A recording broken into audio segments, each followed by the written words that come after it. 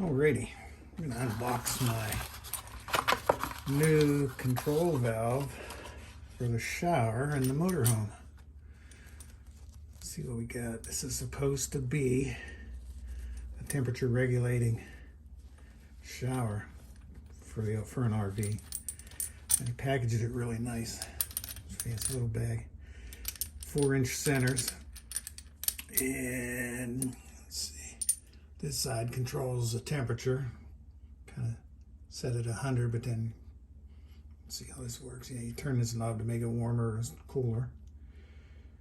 And then it kind of just stays there wherever you set it. And then this side turns it on and off. So, yeah, that must be full on. That's full on. Looks pretty nice. It's really heavy. And like I said, they packaged it in a bag. I've never seen such a thing. It's solid brass, chrome plated brass. So we'll see how this works. And let's see, they give you, I think these are some kind of offset fittings. Okay. Yeah, straight fittings. Some gaskets and some nuts. Some washers. Some little fancy chrome standoff big washer thingy. That looks pretty cool. I ordered the kit that came with the spare temperature regulating valve. I read on a review that the guy said the valve can get plugged up with stuff, and he just cleaned it with CLR and so on. I just wanted to have an extra one for a spare. So if it ever does get plugged up, then I'll just throw in the spare one while I go to clean the other one.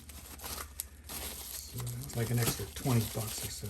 But this is heavy brass, man. This thing is pretty cool. Okay, well, let's see if I can get it put in.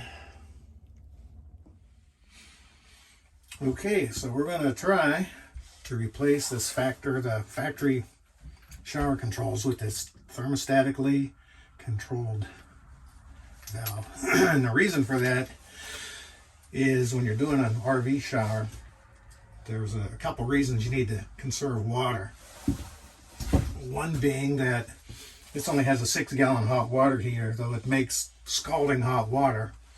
You only got 6 gallons, and the other is if you're running off of your tank, you have limited supply anyway, you don't want to waste it. So what happens is you turn on the water, get the temperature controlled, you just wasted a bunch of water. You turn on the shower head, well, it's already on when you're doing that, but you wet down and you shut it off, you scrub up all nice and shiny. Then when you turn this back on, in this motorhome, you get blasted with ice cold water for like 5 seconds, maybe longer. Very unpleasant. So the new valve is supposed to correct that. We shall see. Okay, so we should take out these 4 screws, break the seal of the caulk, and the thing should pull right out and give me access to the water connections in the back. So in a perfect world, this will be a direct replacement without any aggravation. But, well, we'll see how it goes. Well, this might not be too bad after all.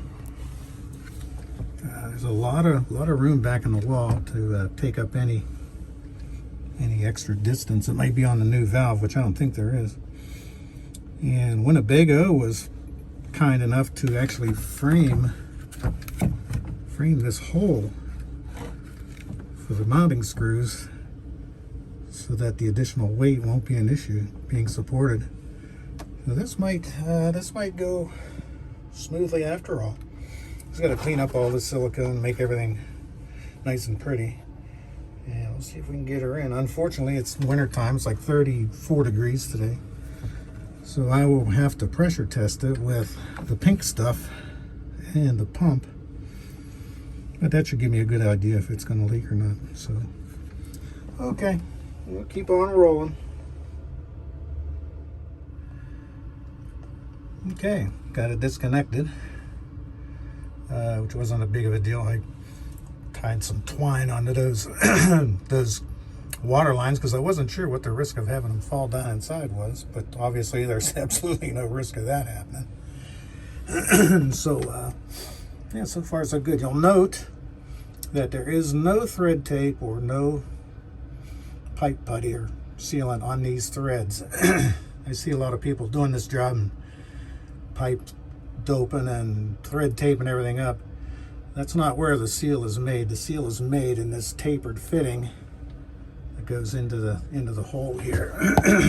And there's actually there should be a washer, a rubber washer back in there. That's where the seal is made. If you don't have that seal, then you're just thread taping a problem. So anyways, well, we'll get this cleaned up and try to get her put back, get the new one put back in. That went on pretty slick. Not a problem, fit right on. Cleaned up all silicone and whatnot. It was interesting that they siliconed it after everything was installed because there was none on the back edge. So it worked. So I'm going to do the same thing. Well, let's keep going. So every project is not without its issues. And what I discovered was when they have this all framed with wood, thankfully. But when they mounted it up just a tad too high. And these screws were going into thin air. So rummaging through my stash of junk, I found a little scrap piece of wood that will solve that problem. I just got to glue it and screw it into place and let it set. But yeah, that's not such a big deal. We can fix that. Okay, glued and screwed.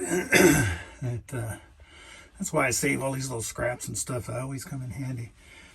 And now at least the screws will have a little bit of wood to bite in after I let the glue dry and so on.